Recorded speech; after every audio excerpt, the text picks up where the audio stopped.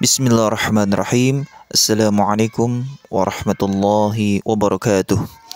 Sebelumnya, jika kiranya konten ini bermanfaat, jangan lupa klik like sebagai bentuk dukungan dakwah kami.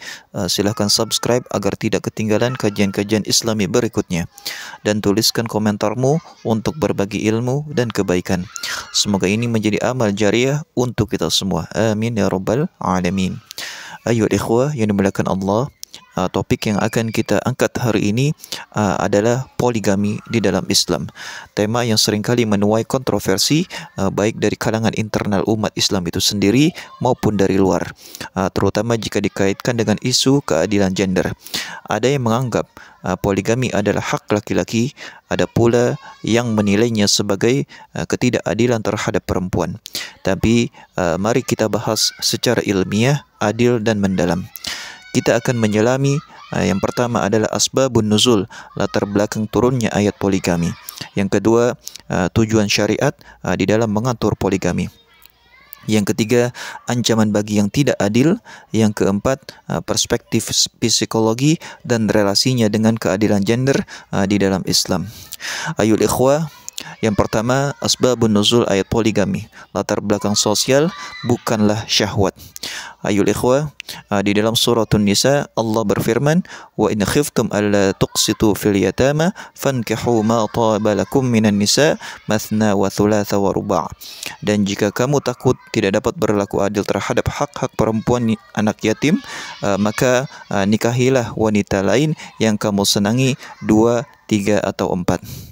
Ayat ini tidak turun untuk melegalkan hasrat laki-laki, melainkan untuk melindungi hak-hak perempuan yatim yang banyak dizalimi pasca peperangan, di mana jumlah perempuan jauh lebih banyak dari laki-laki. Dahulu, para wali menikahi anak yatim perempuan yang diasuhnya, tapi tidak berlaku adil terhadap hak dan hartanya. Maka Allah Subhanahu wa taala mengalihkan pernikahan kepada wanita lain yang lebih mungkin untuk diperlakukan adil. Jadi poligami bukanlah fasilitas untuk memuaskan nafsu, tapi solusi darurat atas kondisi sosial tertentu, terutama ketika ada banyak perempuan tak terlindungi dan butuh perlindungan sosial dan hukum. Yang kedua, poligami bukanlah anjuran, tapi pembatasan. Sebelum Islam datang, sistem pernikahan di Arab sangat bebas. Seorang laki-laki bisa memiliki istri sebanyak mungkin, bahkan tak terhitung jumlahnya. Kemudian Islam datang dengan membatasi hanya 4 orang saja dan dengan syarat utama yaitu adil. Fa in khiftum alla ta'dilu fawahidah. Jika kamu takut tidak dapat berlaku adil, maka nikahilah satu saja. Lihat bagaimana ayat ini dimulai dengan pembolehan, namun diakhiri dengan pembatasan. Ini menunjukkan bahwa hukum asal pernikahan tetap monogami dan poligami hanyalah opsi terbatas dalam kondisi tertentu, dengan tanggung jawab yang besar tentunya. Lantas bagaimana ancaman keras untuk laki-laki yang tak berlaku adil di dalam poligami? Rasulullah tidak hanya membolehkan, tetapi juga memberikan peringatan serius bagi mereka yang berpoligami namun tidak adil. Man kanat lahu imra'atani famala ila ihdahuma jaa yaumal qiyamati wa shiqquhu ma'il. Siapa yang memiliki 2 istri lalu lebih condong kepada salah satunya, maka pada hari kiamat ia akan datang dalam keadaan tubuhnya miring sebelah. Ayuhal ikhwah, bayangkan karena tidak adil dalam urusan hati, tubuh seseorang bisa tampak miring di hadapan Allah pada hari kiamat. Ini bukanlah ancaman yang kecil tentunya. Ayuhal ikhwah, lantas bagaimana realita psikologi? Apakah laki-laki cenderung berpoligami? Pertanyaan ini seringkali diajukan. Apakah laki-laki secara psikologis memang cenderung menikahi banyak wanita? Jawabannya tidak sesederhana iya ataupun tidak. Di dalam psikologi evolusioner disebutkan bahwa laki-laki memiliki kecenderungan alami untuk tertarik pada lebih dari satu perempuan karena dorongan reproduksi. Tapi di dalam psikologi sosial dan modern ditemukan bahwa monogami justru menciptakan stabilitas emosional, kesehatan mental, dan kualitas hubungan yang lebih baik bagi laki-laki. Artinya, biologis bukan justifikasi syariat. Islam tidak memberikan pembenaran pada setiap dorongan nafsu, tapi menuntut pengendalian. Yang kelima, Islam tentunya menjunjung tinggi keadilan gender. Islam meletakkan keadilan sebagai pondasi rumah tangga. Poligami bukan bentuk diskriminasi, justru mengandung syarat keadilan yang sangat berat. Di antaranya adalah keadilan di dalam nafkah.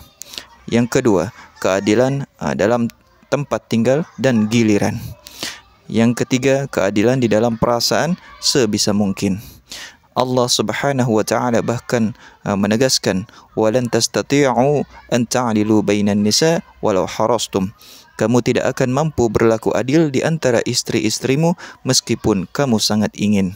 Karena itu, banyak ulama seperti Imam Syafi'i dan Imam Malik menekankan bahawa monogami lebih dianjurkan kecuali ada alasan darurat. Yang keenam, masalah kontemporer dan penyalahgunaan poligami. Sayangnya di zaman ini, poligami seringkali disalahgunakan. Dijadikan alasan pembenaran syahwat, dilakukan tanpa izin istri pertama, yang selanjutnya tanpa kesiapan finansial, emosional dan juga spiritual. Bahkan menimbulkan luka psikologis dan trauma di dalam rumah tangga. Ini semua bukan poligami yang syar'i, tapi bentuk pelanggaran terhadap maqasidus syariah itu sendiri, yakni menjaga martabat, keadilan dan stabilitas keluarga. Lantas, bagaimana poligami Rasulullah sebagai teladan atau pengecualian? Rasulullah SAW berpoligami, namun yang harus dicatat bahawa semua istri beliau kecuali Aisyah adalah janda atau wanita dengan kebutuhan khusus. Beliau menikah bukan karena nafsu, tapi karena perintah wahyu, alasan politik, sosial dan perlindungan. Maka kita tidak bisa sembarangan menjadikan poligami Rasul sebagai hak pribadi laki-laki zaman sekarang. Yang kedelapan, sebagai penutup, bagaimana kita bijak di dalam menyikapi hal ini, di dalam hal poligami. Ayol ikhwah, poligami di dalam Islam bukanlah simbol kejantanan, tapi ujian keadilan dan kepemimpinan. Kalau kita tidak bisa adil, lebih baik jangan. Karena Allah tidak akan menilai berapa istri yang kita punya, tapi bagaimana kita memperlakukan mereka secara adil. Ayol ikhwah yang dimuliakan Allah Subhanahu wa ta'ala. Cukup sekian yang bisa saya sampaikan. Sampai ketemu di video-video saya selanjutnya. Hadanallah ila siratal mustaqim. Wassalamualaikum warahmatullahi wabarakatuh.